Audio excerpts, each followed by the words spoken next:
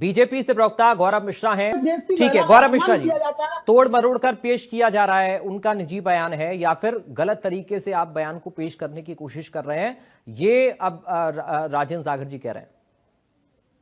देखिए, मुझे लगता है कि सागर साहब अच्छी तरह से इमरान मसूद के बयान को सुने नहीं है, या सुने भी हैं तो उस पर पर्दा डालने की कोशिश कर रहे हैं। ये कांग्रेस की पुरानी आदत है, इस तरह के बयान देना और फिर छटक के पीछे हट जाना, कहना उनका निजी बयान है। इमरान मसूद ने साफ कहा, हमास अपनी जमीन के लिए लड़ रहा है, अपनी आजादी के लिए लड़ रहा है। तो अपनी जमीन और अपनी आजादी के लिए लड़ने के लिए किसी छोटी बच्ची का रेप किया जाता है क्या? किसी बेगुनाह का निर्ममता से उसका गर्दन रेता जाता है क्या? क्या 1300 लोगों का बिना किसी कसूर के ब्रस्ट फायर करके उनकी हत्याएं कर दी जाती हैं क्या? क्या इस तरह के आत्मघाती हमलों से सैकड़ों लोगों को उड़ा दिया जाता है क्या? क्या भगत सिंह ये करते थे क्या?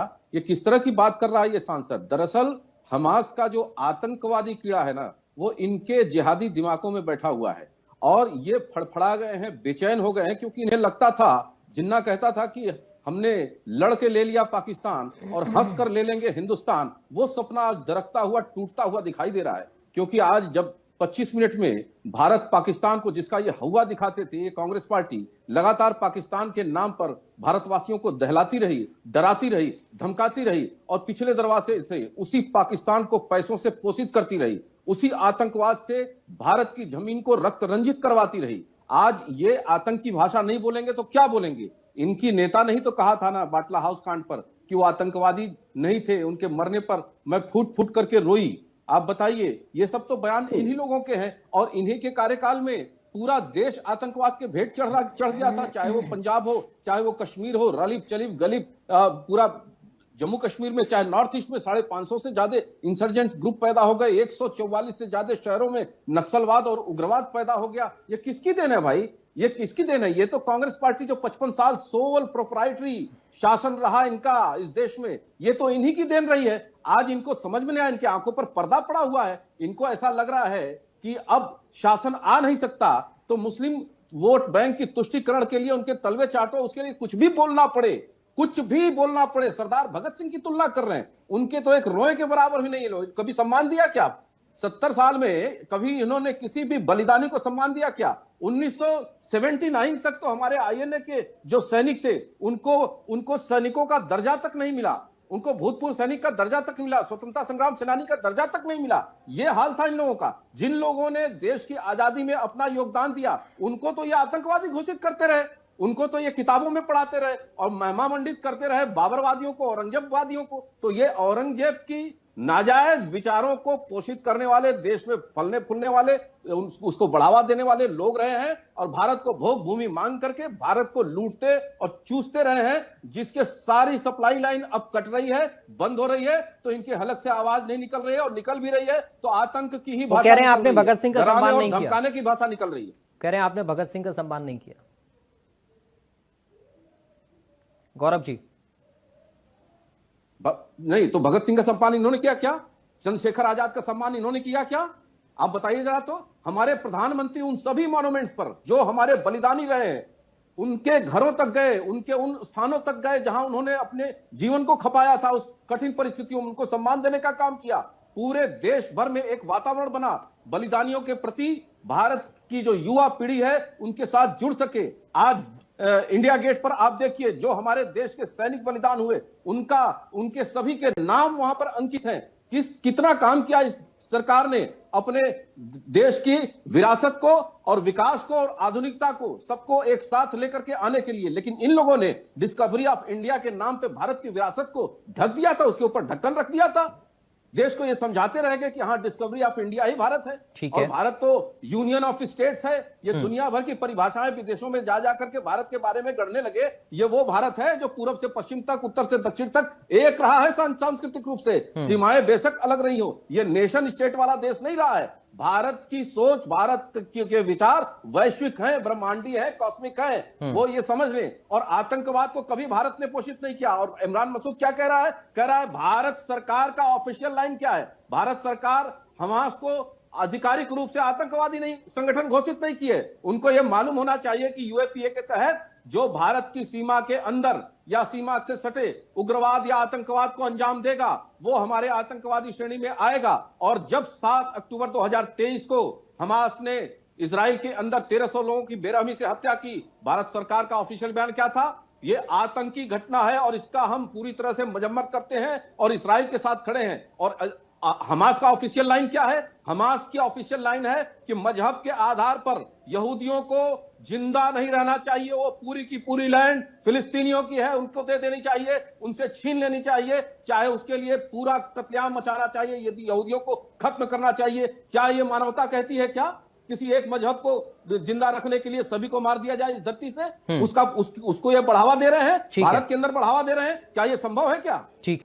जी पराग जी बताइए। गौरव मिश्रा जी, आप एक उंगली उठा रहे हैं, वो तमाम सवाल उठा रहे हैं आपके ऊपर। अब कैसे देखा जाए, क्या ये जो तमाम घटनाएं हैं ये इमरान मसूद के बयान को सही बता देंगी कि नहीं उन्होंने सही बोला? ये घटनाएं हुई, उन्होंने तमाम घटनाएं, पता नहीं कौन कौन सी घटनाओं का जिक्र कर दिया आजादी से पहले से लेकर अब तक का, तो क्या इमरान मसूद का बयान सही हम ये माने? देखिए, इमरान मसूद का बयान कोई ऐसा बयान नहीं है कि अकस्मात दिया हुआ बयान है। ये कांग्रेस पार्टी का ऑफिशियल लाइन है। इस तरह से कहे कि ये नहीं बच सकते कि उनका निजी बयान है, तो निजी बयान है तो कांग्रेस पार्टी को अभी निष्कासित कर देना चाहिए इनको।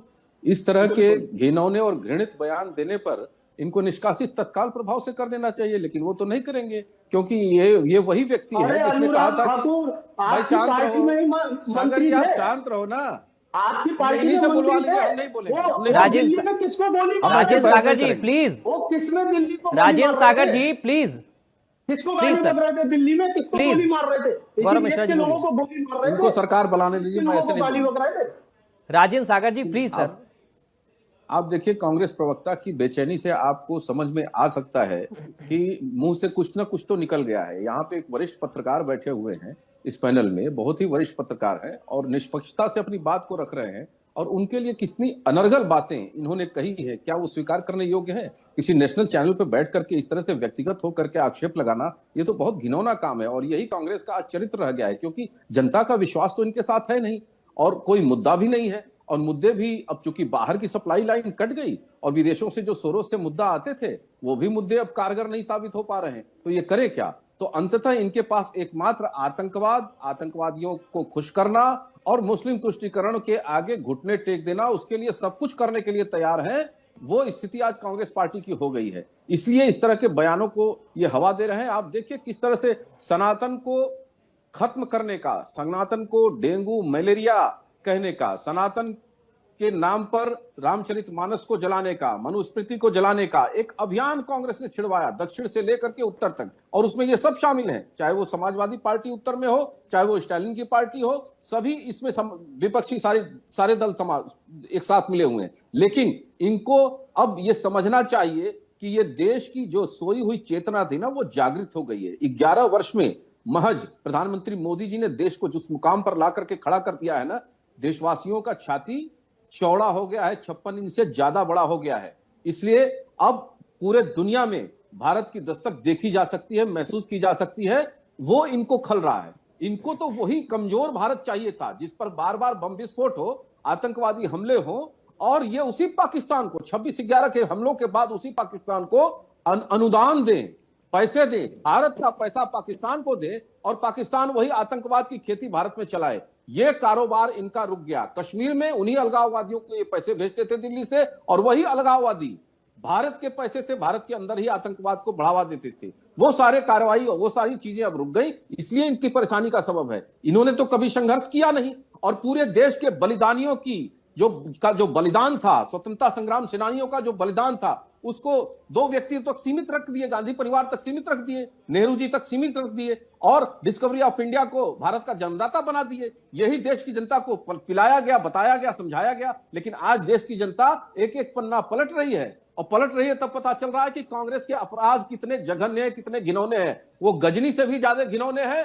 बाबर से भी ज्यादा घिनौने हैं, औरंगजेब से भी ज्यादा खतरनाक है। और अब कांग्रेस की मानसिकता जो है, भारत को डिसइंटीग्रेट करने की है, तोड़ने की है, खंड खंड में बांटने की है। राहुल गांधी ऐसा बयान विदेशों में जाकर के देते हैं, इस तरह की हरकत करते हैं, जब चाइना में जाकर के अपने पार्टी का समझौता करते हैं गुप्त रूप से और उस समझौते का खुलासा नहीं करते हैं भारत में, तो ये समझ में आता है कि इनकी जो निष्ठा है देश के प्रति वो बेहद खतरनाक है। रुक जाइए गौरव मिश्रा जी, रखिए फाइनल रिएक्शन आपका। देखिए पराग जी देखिए मैं बहुत महत्वपूर्ण बात कहने जा रहा हूं। भारत में जिस तरह से ये बयानवीर फ्रीडम ऑफ स्पीच के नाम पर अनाप शनाप बकते थे ना, ये तौकीर रजा भी 45 साल से यही करता था। एक हैदराबाद में बैठा हुआ वो बोलता था 15 मिनट में पुलिस हटा लो तो हम ये कर देंगे वो कर देंगे। वो बरेली में बैठा हुआ वो कहता था कि हमारे लड़के सड़क पे उतर जाएंगे तो ये कर देंगे वो कर देंगे। ये इमरान मसूद भी प्रधानमंत्री जी को बोला था, बोटी बोटी काटने की बात की थी इसने। और आज हमारे देश के शौर्य, हमारे देश के पराक्रम, हमारे देश के पूज्य भगत सिंह जी को एक आतंकी संगठन से जोड़ करके जिस तरह से एक प्रकार से कांग्रेस ने हिंदू आतंकवाद का एक रचना रची थी, हिंदुओं को आतंकवादी घोषित करने की, वही उसी पैटर्न पे ये देश के बलिदानियों को ले जाना चाहता है। और मैं आपको स्पष्ट बता देता हूं, ये राष्ट्र के विरुद्ध द्रोह है, ये भारत के विरुद्ध द्रोह है। और वो दिन दूर नहीं कि जब इस तरह के नेताओं की भी जबान कट जाएगी और बंद हो जाएगी। अब भारत में इस तरह के लोग राजनीति नहीं कर सकेंगे जो भारत के साथ शत्रुतापूर्ण व्यवहार करें।